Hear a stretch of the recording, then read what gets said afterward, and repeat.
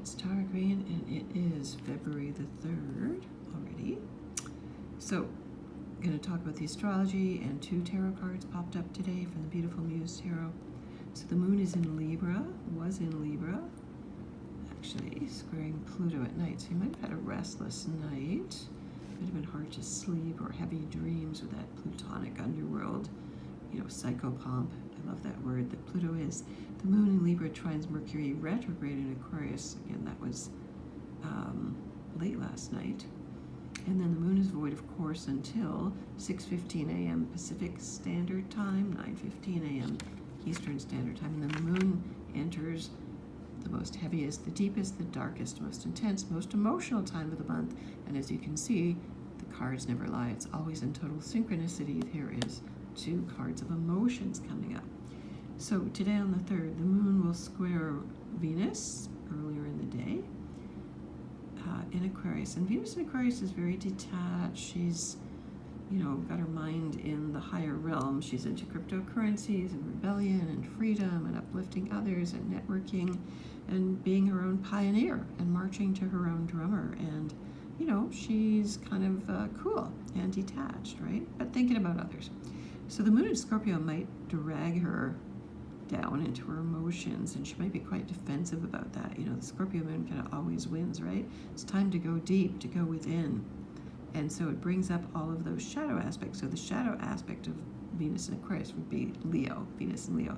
So a kind of vanity that she doesn't really want to deal with, or the parts of herself that really want to be the leader, needing to connect with those in power because she's disconnected from her own power, or anybody. It's not just women. Everybody has an internal feminine energy here. And then the moon will square Saturn in Aquarius. That's later in the day, in the evening, and that's, again, dealing with power structures. I think there's going to be a face-off here with the internet, with the Securities Commission, with Robinhood, and all of that stuff. Sorry, that's been in the news lately about GameStop and Reddit and all this new crypto, Avengers. I want to call them the Avengers, the freedom fighters. Elon Musk has been behind them, and all kinds of, famous people, shark tankers and whatnot, supporting them because they know how corrupt it is. So, either the hedge funds are going to be severely limited, but I think the people are going to be severely limited and they won't take it. So it's a big introduction into the underworld, into that world of high finance, that's Scorpio, and ruthlessness, and really hedge funds is just gambling, and controlling the markets, and they've ripped people off for long enough. And so because we are in the age of Aquarius, there's going to be a big face-off starting now, because millions of people standing up to the big guys, the little people will win. So the moon in Scorpio in conjunct Chiron and Aries. So again, lots of people are going to feel wounded. I think lots of people are still hodling on there for dear life when the reality is that it's crashing. So maybe cut your losses before you lose everything that you gained on paper.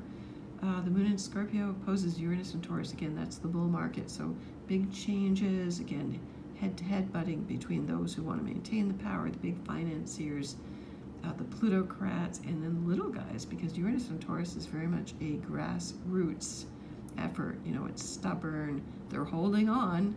That's Taurus for sure. HODL, holding on, hodling and yodeling, I like to say. And then Uranus, cryptocurrencies. They're definitely taking off. Well, the whole world kind of knows about it now, but it's a scary game to play as well. So over the next couple of days, while the moon is in Scorpio, kind of more intense emotional crap coming up to the surface that we have to deal with, okay?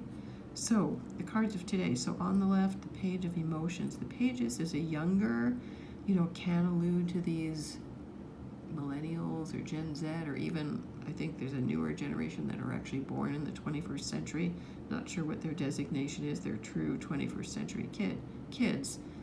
So this would represent the younger emotions, being led with emotion or feelings, or there's a nice heart there. Kind of, it's very Piscean, actually. You can see all the fish swimming in and out. And we're kind of at the end of the age of Pisces. So we need to realize we're in a big transition stage. Just because Saturn and Jupiter met on December 21st, 2020, initiating this age of Aquarius, which we're going further into on the next new moon on February the 11th. It doesn't take off like that, although it certainly seems that way, doesn't it? And then on the right, we have the Ace of Emotions. Again, very watery, very underground, very Scorpio kind of energy here. The aces are always new beginnings. So it's all very fresh and new and maybe unknown and unexplored and young and innocent and naive. How about we just say a lot of naive emotions from people coming up here.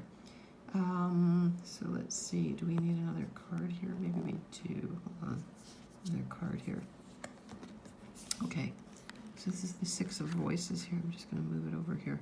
Six of Voices. Okay, so this one is more of looks like a Robin Hood figure there, or a Zorro figure. Zorro was another kind of figure that, stood up for justice and the little guy and stuff like that. So it's very interesting to see that character show up here. So the sixes are always balanced in the Tree of Life. They represent beauty and harmony. This is a very non-traditional deck I'm working with here. She's got the moon there. She's kind of got stardust in her hand. She's divining in her hand. And then there's those three sharp spikes, which is interesting, over a lake. They represent kind of stations, I would say. And then the being out on the edge there, kind of learning maybe to find their voice or learning to balance their voice. The sixes are always about beauty. So bringing the beauty of your voice to the fore, even if you're not sure what to say. It's kind of, there's a holy mountain in the back of that card too. It's a very interesting card, very dreamy, very open. Again, these cards take kind of meditating on. So if you want to get in touch with me, I'm at tarot.com. Please follow me on my blog at infinitynow.wordpress.com. I'm on Instagram, I'm on Twitter, I'm on TikTok now. What else do you need to know? Yes, and I'm doing a workshop. That fabulous new moon in Aquarius workshop is coming up. I'm going to do it on February the 10th, the day before, at 8 p.m. Eastern Standard Time on Zoom, to give people the tools to get into the astrology. So bring your own astrology chart. There's information about that on my Facebook page. I just tweeted about it. I'm going to put it up on TikTok too. You can also email me at tarot@gmail.com, or just go to my website, tarot.com. Many blessings to you.